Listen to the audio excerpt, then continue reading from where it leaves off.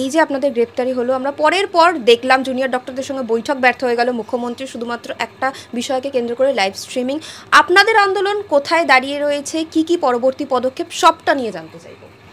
আমি প্রথমে আমাদের আন্দোলন দিয়েই শুরু করছি। আমাদের বলতে এটা ছাত্র সমাজের আন্দোলন ছিল, যেখানটায় আমরা আহ্বায়ক হিসাবে প্রেস কনফারেন্সের মাধ্যমে মানুষকে সংগঠিত করার একটি কাজ করেছিলাম। গত 27শে আগস্ট আন্দোলনের স্বতঃস্ফূর্ততা দেখে প্রশাসন আমাদের ওপর দমনপীড়নমূলক নীতি চাপিয়ে দেয় এবং তাতে 200-র অধিক অ্যারেস্ট হয়। সেখান থেকে আমাকে এখানটায় প্রধান দোষী হিসাবে রাজ্য সরকার করার চেষ্টা করে এবং সুপ্রিম কোর্টে যায়, কিন্তু বিচারালয় থেকে আমি বিচার পাই এবং এখন বেলে আছি। বাকিও যারা আছে সতীর্থ সেই দিনকে জেলে গেছিল, তারাও ইতিমধ্যে অনেকেই এখান থেকে জেল থেকে বেরিয়ে গেছে, তবে এখনও 7 জন জেল কাস্টাডিতে আছে এবং আমরা বিচারালয়ের কাছে তাদের জলদি মুক্তির দাবি জানাচ্ছি। এবং এর সাথে সাথে আমাদের যে আন্দোলনের গতি প্রকৃতি সেটি তারা বেরোলেই আমরা পরবর্তী আমাদের কি পদক্ষেপ হবে সেই বিষয়ে আমরা সিদ্ধান্ত নেব। এবার যদি বলি আপনাদের ডক্টরদের লাইভ স্ট্রিমিং নিয়ে কথা, বিষয়টা লাইভ স্ট্রিমিংয়ের মধ্যেই আটকে আছে তা নয়। জুনিয়র ডক্টরদের যে ডিমান্ডগুলো আছে সেই ডিমান্ডগুলো রাজ্যের শাসকের পক্ষে মেনে নেওয়া সম্ভব নয়, তাই বিভিন্ন অজুহাত দেখিয়ে এই যে বৈঠকটা এটিকে ডিলে করা হচ্ছে। এগুলো নেগোসিয়েশন প্রসেসের একখানা পার্ট, যেখানটায় শাসক আপার হ্যান্ড নেওয়ার জন্য এই জিনিসগুলো করছে। জুনিয়র ডাক্তাররা রাজনৈতিক কোনো ব্যক্তিত্ব নয়, কিন্তু তারা যাদের সাথে লড়াই করছে তারা আদ্যপান্ত রাজনৈতিক ব্যক্তিত্ব। তো তাদের সাথে লড়াই করতে গেলে তাদেরও ধৈর্য ধরতে হবে এবং একদিন না একদিন তো লাইভ স্ট্রিমিং হবে। তো আমরা আশাবাদী এই লাইভ স্ট্রিমিংয়ের জন্য এবং জুনিয়র ডাক্তারদের সাথে ম্যাডামের এই যে কনফ্রন্টেশন সেটার জন্য আমরা আশাবাদী, আমরা তাকিয়ে আছি। আপনাকেও গ্রেপ্তার করা হয়েছিল এবং তারপরে দেখলাম বাম নেতৃত্বদের একদম তরুণ তুর্কি নেতা কলতান দাশগুপ্তকেও গ্রেপ্তার করা হলো। কি বলবেন যে শাসক দলের বিরুদ্ধে কথা বললেই জেল, হেফাজত? অবশ্যই এটাই আমাদের এখন পশ্চিমবাংলার ট্রেন্ড হয়ে গেছে। যদি শাসক পক্ষের এই দুর্নীতি, শাসক পক্ষের এই অপশাসনের বিরুদ্ধে গলার স্বর সাধারণ মানুষের ওঠে, সে রাজনৈতিকভাবে উঠুক কিংবা অরাজনৈতিকভাবে উঠুক, তাদের গলাকে চেপে স্তব্ধ করে দেওয়ার একটা প্রক্রিয়া শুরু হয়েছে। তো কলতান দাশগুপ্ত একটি যুব সংগঠনের নেতা, তারও যেমন এখানটায় জেলটিকে আমরা নস্যাৎ করছি, এই রাজ্যের প্রশাসনের যে সেইভাবে তাকে জেলে এখানটায় নিয়েছে, সেরকমভাবেই অন্যান্য যে সকল মানুষ আছে যারা এখন প্রতিবাদের জন্য রাস্তায় নামছে, তাদেরও যেভাবে ভাষাকে এখানটায় অপ্রেস করা হচ্ছে, তাদের সবার প্রতি আমাদের সহমর্মিতা এবং আমাদের সহযোগিতা আছে। আমরা তাদের সাথে আছি, তাদের দাবির সাথে আছি। নবান্ন অভিযানের পর কিন্তু আপনাদের আর কোনো সেইভাবে ছাত্র আন্দোলন করতে দেখলাম না। শাসক দলকে ভয় পেয়ে চুপ করে গেলেন নাকি শাসক দল আপনাদের চুপ করিয়ে রাখলো? দেখুন, দুটোর কোনোটাই নয়। আমরা আবার আগে বললাম যে আমাদের 7 জন এখনও জেলে আছে, তো আমাদের মুভমেন্টের ওপর কিংবা আমাদের কথাবার্তার ওপরেও এখানটায় তাদের জেলের বিষয়টা অনেকটা নির্ভর করে, যেহেতু এটি সাবজুডিয়াস ম্যাটার। তবে আমরা যখন শুরু করেছিলাম তখনই আমরা বলেছিলাম যে 27শে আগস্ট যে গণ আন্দোলনের ডাক শুরু হয়েছিল সেটি সবে জন্ম নিয়েছিল।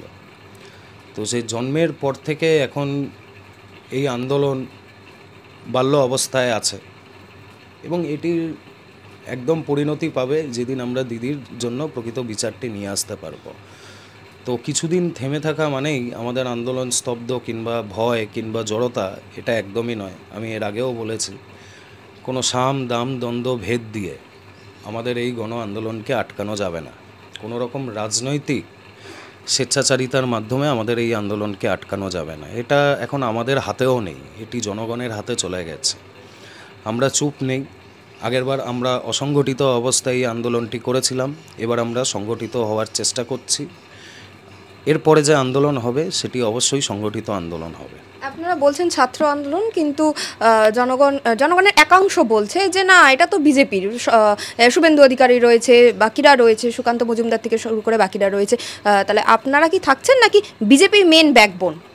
না, দেখুন, আমরা সমস্ত রাজনৈতিক বিরোধিতা যারা করে বর্তমান শাসক পক্ষে, তাদের সবার কাছে আমরা আউটরিচ করেছিলাম।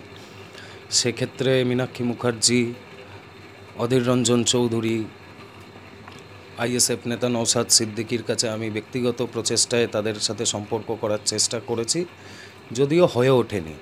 মীনাক্ষীদির সাথে কথা হয়েছে, কিন্তু তারা একটা মাইন্ডসেট নিয়ে এই আন্দোলনটি করছেন।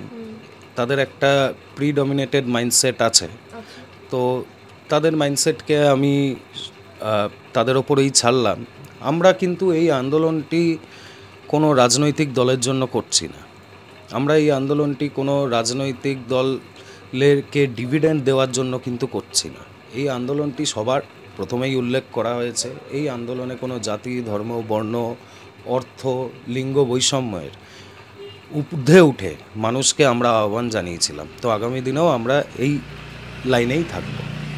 গত 7 দিন ধরে ঝড় বৃষ্টি, রোদ, জ্বর, জল মাথায় নিয়ে কিন্তু একদম স্বাস্থ্য ভবনের সামনে অবস্থান বিক্ষোভ চলছে। মুখ্যমন্ত্রী নেমে এলেন স্বাস্থ্য ভবনের সামনে, কার্যত একটা মানবিক মুখ দেখা গেল মুখ্যমন্ত্রী। তারপরে কিন্তু শুধু লাইভ স্ট্রিমিংয়ের জন্য বৈঠক হলো না। কি বলবেন এই বিষয়ে? লাইভ স্ট্রিমিংটা কি এতই গুরুত্বপূর্ণ হয়ে যাচ্ছে, ওটা কি বাদ দিয়ে করা যাচ্ছে না বৈঠকটা?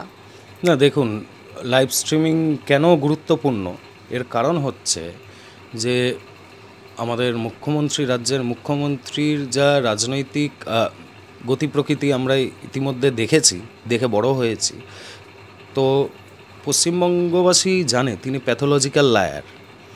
তো তিনি গোপন ঘরে, বন্ধ ঘরে এই জুনিয়র ডাক্তারদের সাথে কি নেগোসিয়েশন করতে পারে, সেই জিনিসটার প্রতি জুনিয়র ডাক্তার ফ্রন্ট যারা আছে তারাও খুব চিন্তিত।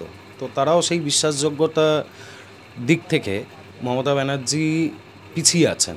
তিনি বিশ্বাস করাতে পারেননি যে তিনি একটা সঠিকভাবে এই জিনিসটার, এই যে অরাজকতা পরিস্থিতি তৈরি হয়েছে, সেটিকে শেষ করার জন্য তিনি এখানটায় কাজ করছেন। বরঞ্চ উল্টে আমরা দেখতে পাবো প্রথম দিন থেকেই যখন এই ঘটনাটি ঘটেছিল, তো তিনি বিভিন্ন রকমের ভাবে এই তদন্ত প্রক্রিয়া যাতে বিভ্রান্ত হয় সেই চেষ্টাটি করেছিলেন। তিনি প্রিন্সিপাল যখন নিজে পদত্যাগ করেন, তো তাকে এখানটায় প্রাইস পোস্টিং দিয়েছিলেন। তিনি পুলিশকে দরাজ সার্টিফিকেট দিয়েছিলেন প্রথমে, যে তারা তদন্তে একদম 1 নম্বর হয়েছে। কিন্তু পরবর্তীকালে আমরা সিবিআইয়ের তদন্তের গতি প্রকৃতি দেখে বুঝতে পারছি যে কতটা গাফিলতি এখানটায় রাজ্যের প্রশাসন এবং পুলিশ প্রশাসনের মাধ্যমে হয়েছে। এবং আগামী দিনেও আমরা এটা আশাবাদী যে এটি শুধু টালা থানার ওসির অ্যারেস্ট অবধি সীমাবদ্ধ থাকবে না, এটি উচ্চতর পুলিশ প্রশাসন এর সাথে যুক্ত আছে এবং সর্বৈব মমতা ব্যানার্জি এর সাথে ব্যক্তিগতভাবে যুক্ত আছে। তো এই লাইভ স্ট্রিম হোক বা না হোক, সিবিআই তদন্তের ওপর আমাদের আশা ভরসা রাখতে হবে, মাননীয় বিচারালয়ের ওপর আমাদের আশা ভরসা রাখতে হবে। আমরা বিচার পাবো, এই ধারণাটি আমাদের মাথায় রাখতে হবে, আর এর জন্য আমাদেরকে অনবরত আন্দোলন চালিয়ে যেতে হবে।